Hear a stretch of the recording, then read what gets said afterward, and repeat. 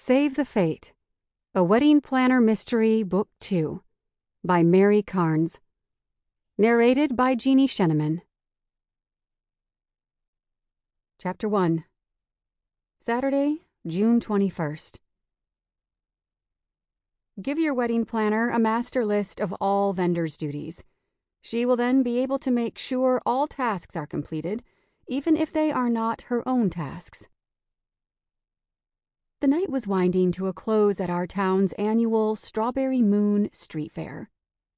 Why was the event called Strawberry Moon? According to Google, the full moon names used by the Old Farmer's Almanac come from a number of places, including from Native Americans who lived in the northeastern United States. June's full moon, typically the last full moon of spring or the first of summer, has traditionally been called the Strawberry Moon, to mark the ripening of June-bearing strawberries that are ready to be gathered.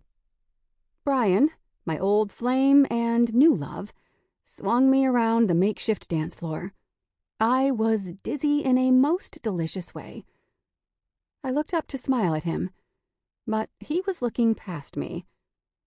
Whatever or whomever had captured his attention had also captured the entire party.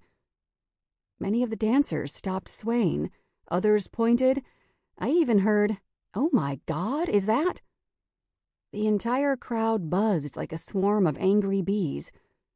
Now I had to peek. I looked over my shoulder. Oh my stars! It was Jack O'Malley in the flesh. Jen's Jack with a tiny blonde on his arm. Jen, my best friend from forever. Jen, who was the owner of our town's coffee shop, The Perk. And Jack, well, he was the best athlete the entire of New England had ever put out. He was the hottest Major League Baseball player on the field these days, despite his rather advanced age for a ball player, and he had come home. I can't remember the last time I had seen him. I had heard that he came to see his family who still lived here, but he didn't catch up with anyone else, except maybe Brian.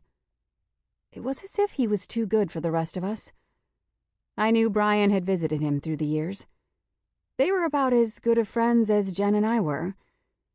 But Brian and I had been so estranged for so long, I had a lot of catching up to do.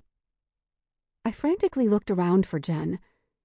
I finally found her, her mouth gaping open in surprise, just like everyone else. But only she was white as a ghost. Brian left me on the dance floor and walked over to Jack.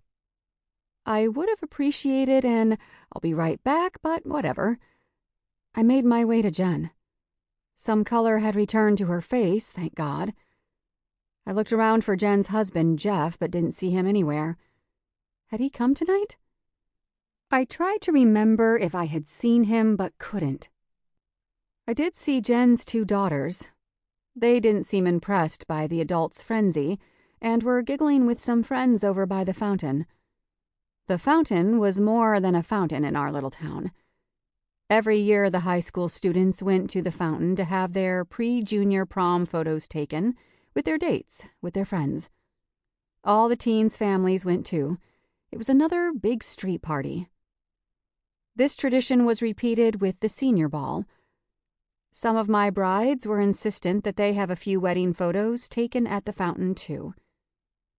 "Hey, Jen!" I smiled broadly after I made my way over to her. My smile was so wide my face hurt.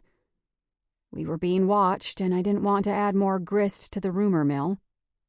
The town knew Jen and Jack's story, and I imagine most were interested in how this new development would play out. I wrapped my arm around her, still grinning like a loon. "What's wrong with you, Katie?" Jen finally shook herself and came out of her fugue state. "You're grinning freakishly."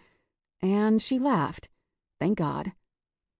"Everyone's looking." I tried to talk without moving my lips. Jen shook me off. "Get a grip, Katie. No one cares anymore." I looked around me. Yep, they were all looking. They still cared. Chapter 2. Sample complete. Ready to continue?